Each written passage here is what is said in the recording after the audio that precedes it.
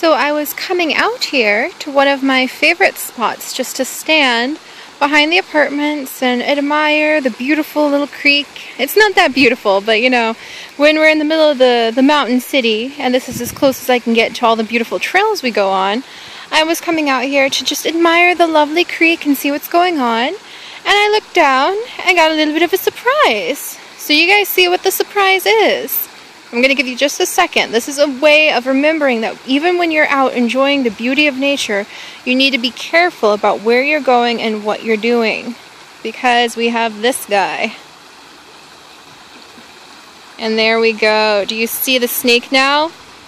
I am about, I'd say maybe 10 feet away from it. And I'm going to keep 10 feet away from it because it has definitely noticed me. You can see it's raised its head. I don't think it appreciates my attention very much. I don't know if I would appreciate its attention. I don't know what kind of snake this is, so it's always better to play it very, very, very safe and keep your distance. Because yeah, like I said, I have no idea what kind of snake this is. It blends in perfectly with the leaf litter. This is where they bring all of the leaf litter and the compost from the apartments. They bring it over here to dump, and so we have this very handsome snake hanging out here. Sorry, I'm not getting closer.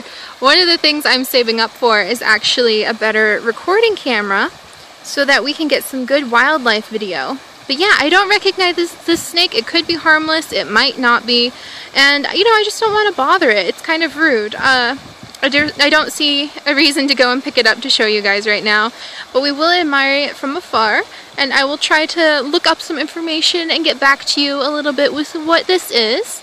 But this is how you probably should act when you see a snake. If you guys are just walking and you find a snake, you keep your distance, a respectful distance. You don't need to throw things at it to see if it'll move. The reason it's holding so still is because he's worried that I'm going to eat him.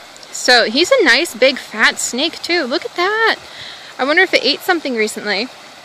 But I imagine that it's over here because this compost pile is probably an excellent place to come and get some heat from the sun. As the compost gets warm from the sun, and compost piles keep a lot of heat.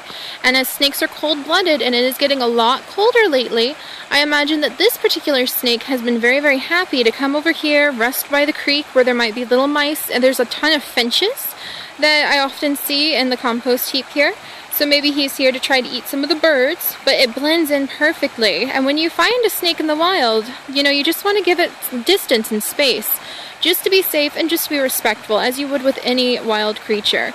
So I don't know what he sees in me, but I'm going to let this guy have a little bit of room. I'll get a little bit more footage of him just in case, and I'll try to look up what kind of snake this is, because it's very beautiful.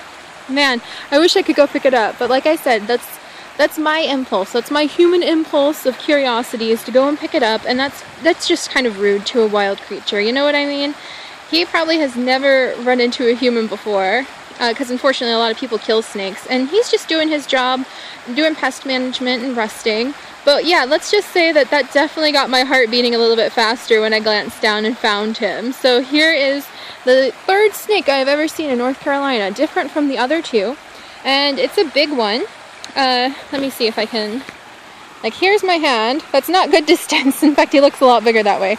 I would say he's probably about maybe 3 feet long, and a really nice, handsome snake. So I'll get a little bit more footage, and then I will get back to you guys to let you know what kind of snake this is, because hopefully I can find out. Alright, and after doing a little bit of internet researching, I am pretty sure what we have here is actually a harmless northern water snake, which is a really big relief to me. I was doing some reading on the differences between the northern water snake and the water moccasin, and a couple lines really stood out to me. On the United States Wildlife Center's website, they explained that some of the easiest ways to tell the difference between the venomous cottonmouth and a northern water snake is if it defends its territory by staying around when you show up and lifting its head 45 degrees. And that is actually a water moccasin. And that made me very nervous because I was like, hey, that's exactly what that snake seemed to do.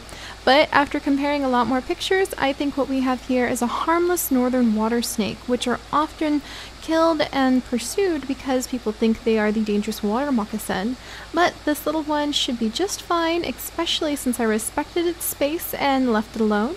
So it was just a wonderful encounter with another little bit of nature, literally right in my backyard. Thank you so much for joining us, guys, and I can't wait to see you next time. Bye-bye!